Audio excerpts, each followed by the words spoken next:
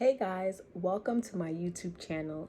Thank you for joining me today. My name is Chaka and I'm your Christian career strategist and negotiation coach.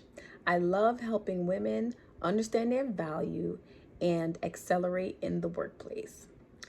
Thank you for joining and stay tuned for 21 tips for accelerating your career in the workplace. Video is about 21, yes, I said 21 tips to accelerate your career, but it'll be in a two-part series. So part 1 is tip 1 through 10. Let's jump right into it.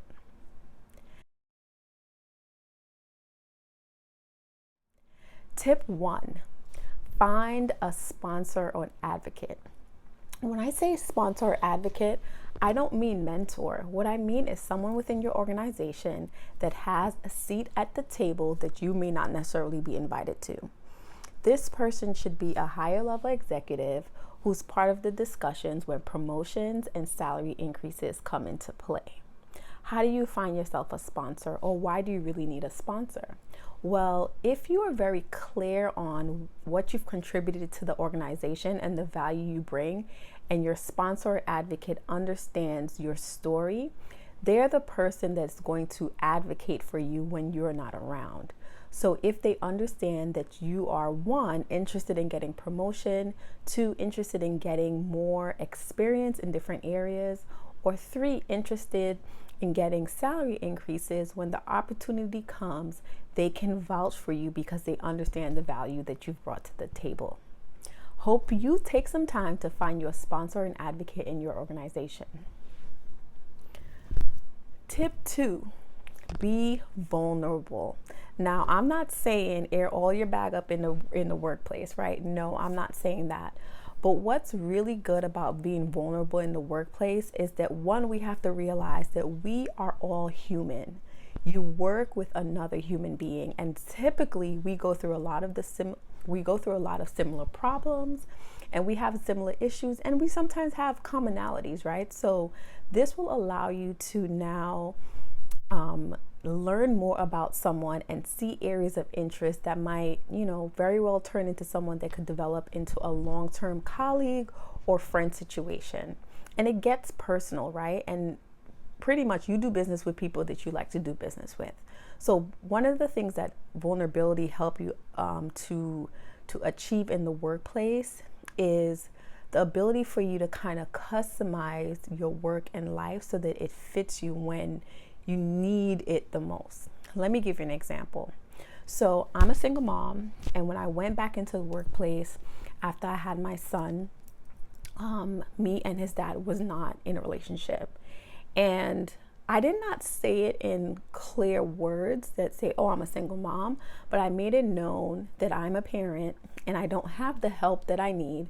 And it is a requirement that sometimes I might need to work from home, or sometimes I might need to leave the office at a specific time because have the responsibility of picking him up from daycare. So because I was vulnerable in that sense, I was able to kind of flex my schedule and, have the ability to kind of work around some of the needs that I might have at home, because my company was aware that, yes, I was a top producer, but there are times that I needed to take a step back to take care of family business. So that's the level of vulnerability that I'm talking about. I'm not saying go into the office and complain about what's happening at home. What I'm saying is, do not be afraid to share some of the things that you're going through. Now, another example, which is interesting because it was about my hair, and I got diagnosed and had something called discoid lupus, which impacted my scalp. And I remember the CEO of my company at the time, he would come in the office and he'd be like, Shaka, and we had this open concept work environment, and I was like, oh my God, the CEO is like yelling my name in the middle of the day. I do not want all this attention on me. But in the break room one day, I think he may have complimented me on my hair or something like that. And I was like, oh, this is a weave. And he's like, what? And I'm like, yeah, I have an autoimmune disorder and I lost a lot of hair after my, son was born. And And I began to tell him it impacted the way that I ate, and I had to change my diet and so forth. So it became kind of a little, humorous thing between me and him. So when I would change up my hairstyle, he'd be like, okay, this one is definitely your hair. And I'm like, nope, sorry, this one is not. And he's like, no way, like, how do you do that? Like, it looks like it's your hair. So I changed something that sometimes, we Black women go through in the workplace, where they're always commenting about your hair, but helping him know that I was going through a particular situation, and I was not wearing my hair. And it just it made me vulnerable, which was what this tip is about. But two, I learned something more about him because I shared something a little bit more personal about myself. And to this day, we have a good working relationship, and he's actually been kind of a sponsor and advocate, like I talked about in tip 1. Let's jump right into tip 3. That's being vocal. Now, when I say being vocal, I do not mean stomping in the place and demanding something that you want in the company. No, that is not the level of the street vocal that I'm talking about. When I say being vocal, I mean communicating what you need in order for you to be more effective at your work, right? So for example, if you have some difficulty with something happening at home, I'm not necessarily saying share that thing at that moment, because you might not be in a place to share it at that time. But you have to be vocal about the flexibility that you have and you don't have. Why? Sometimes I think we go above and beyond to kind of give our all into the workplace, and we get frustrated that no one understands that, I'm working all this time and I don't have time, and so forth, right? But if you're vocal and say, Monday and Wednesday, I'm able to put in longer hours this week, but unfortunately, Tuesday and Thursday, I'm unable to do that. That way, when work permits itself, or if something happens, they understand that, this is the week that Chaka is unable to do Tuesdays and Thursdays. So that's what that's what I mean by being vocal. Another way of being vocal is saying, hey, manager, friend, like, I have been in my role for X amount of time, and I am interested in learning more about this particular area, or I'm interested in setting myself up for promotion, or I'm interested in getting feedback on how I've done. Why is this good? Sometimes we think that our manager knows that we want to get promoted or know what our career goals are, and we never vocalize it to them. But they're busy doing what they need to do, so they don't necessarily understand what your career goals may be. So be very vocal about the goals that you have and expectations you may have, or things that you may need, so that you can see how you can work to make this experience more suitable for you and the workplace. Number 4, be an active listener. Now, this one is interesting because everyone's like, well, I listen, like, I'm on the calls, I hear what they're saying and blah, blah, blah.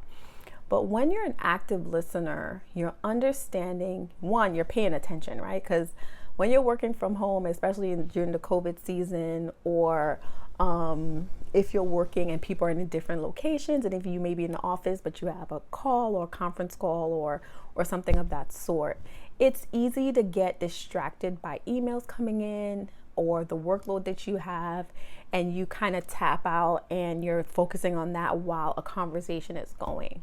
So active listening means that for that 30-minute meeting or that hour meeting, you stop everything else that you're doing and you pay attention as to what's needed.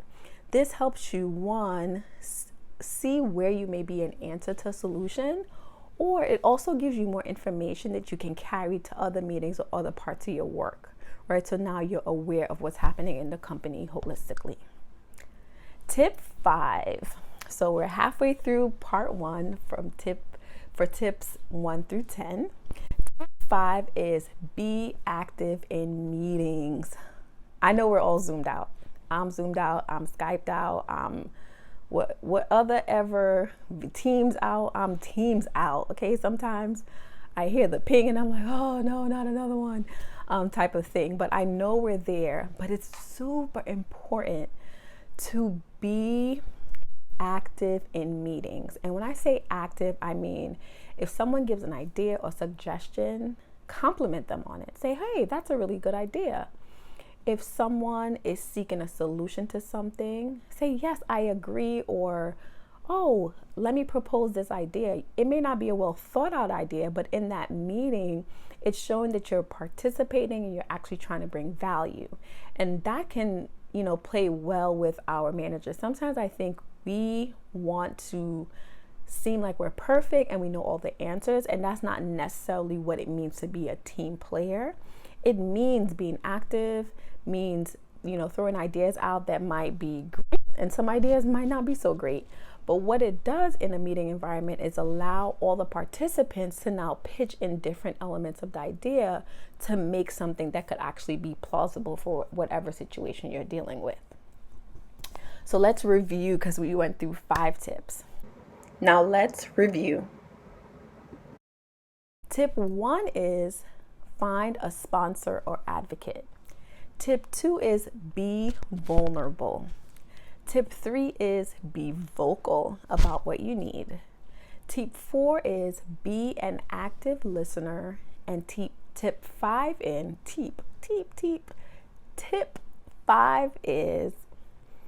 be active in meetings. Okay, so you got that? Let's jump into the next half of this first part, which is tips 6 through 10. Tip 6, keep learning. Now, for all you people, especially my Caribbean and my African folks, I do not mean get another degree. But you can continue learning by, one, if your company provides learning mechanisms. So if they have trainings, you can take those. You can look up podcasts in your industry or in similar industries that align so that you can learn from that. You can have audiobooks. There's tons of things that you can just keep learning through certain publications that you subscribe to and so forth. So I don't necessarily mean go back to a traditional school setting and even get in certifications, right? So you don't need to necessarily go and spend the tens of thousands to hundreds of thousands of dollars on another degree. But what you can do is pay less for a certification that will kind of set you up for another promotion and set you up for even pivoting your career, right? So tip number 6 is keep learning. Tip. Why do I keep saying teep? Maybe that's like French for tip or something. I don't know. Tip 7, add value to management.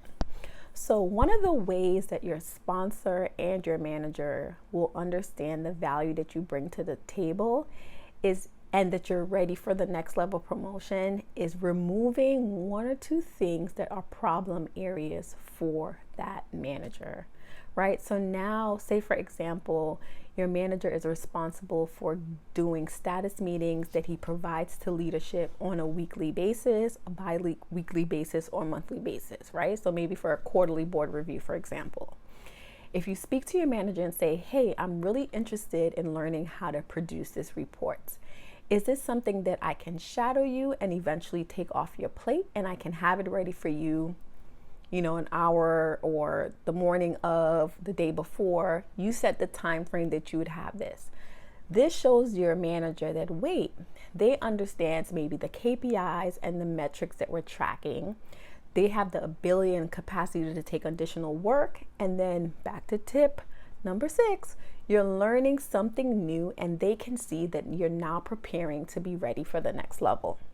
So tip number 7, add value to your management by asking them what is some of their pain points and trying to help them solve that problem by taking load off of their plate. Tip number 8, network. So there's a phrase that says your network will show you your net worth, or your net worth is based on your network, right? Something, I probably botched it up, but something to that effect. And you can network within your organization, or you can network on LinkedIn, you can network externally, right? I always have the attitude that I never know when I'm going to meet someone that I may be able to add value to, or they may be able to add value to me. So if I attend an event, if maybe I even go to a restaurant and I'm nice and cordial to different people, it's always a good thing to ask someone a little bit more about themselves, right? It makes it more personal. You find out information about that person, and you never know when you may need that person, or you can connect that person to someone who needs them, or they may actually need your services or your skill set, and they're able to connect you to something else. So network, network, network. And that does not mean attending a networking event. You can network outside of that by just asking people a little bit more about themselves. Let me give you an example I had recently. Now I'm part of the sales team in my organization, and I work in technology. And I reached out to one of the account teams, and I was asking them questions, kind of, what have we done for that organization, for the client, what kind of impact we've had, who are we talking to within that. And at the end of the conversation, I noticed that he had an accent. So I asked him, I said, hey, this is completely off topic, but I noticed an accent and I'm curious of where you're from. He began to tell me that he was from Malaysia, he spent time in Canada, and now he lives in California.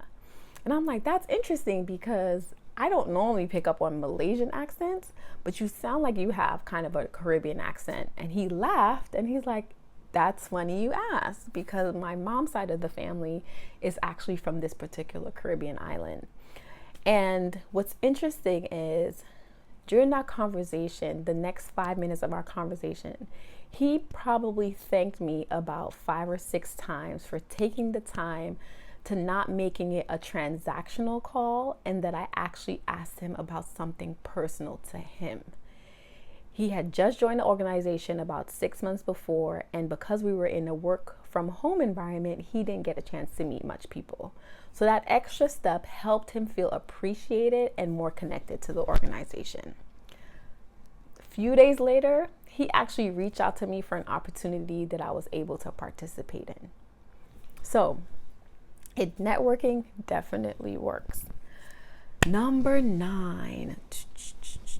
Sometimes we're not really good at telling the story of how we brought value to an organization. And half of that battle is the fact that we do not document things that we have done.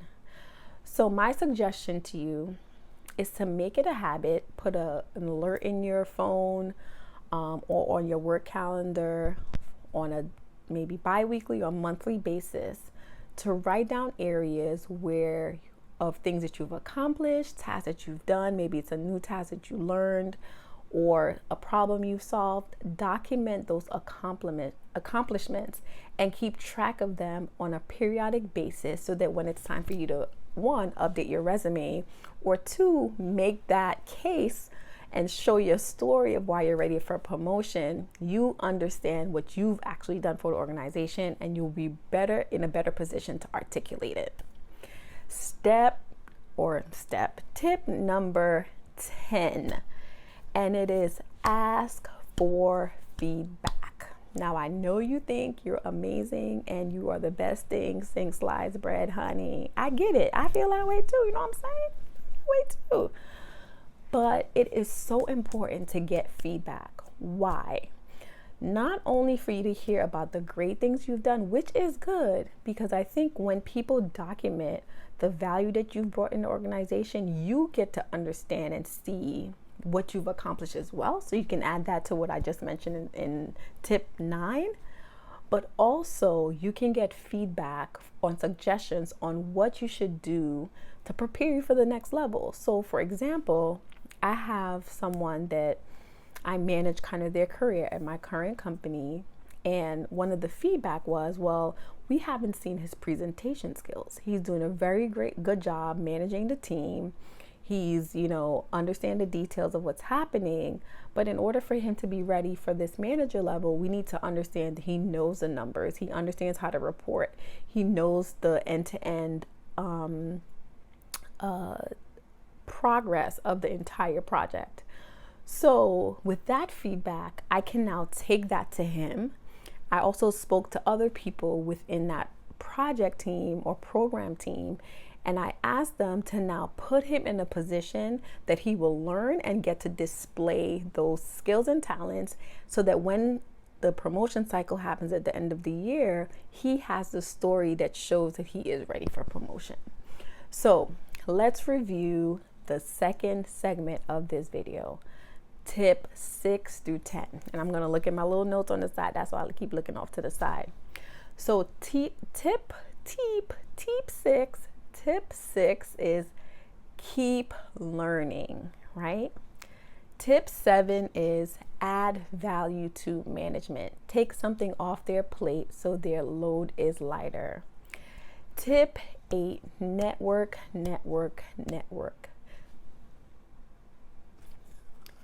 Tip 9, document your accomplishments. And tip 10, ask for feedback. Oh, we made it through part 1. We made it through tips 1 through 10.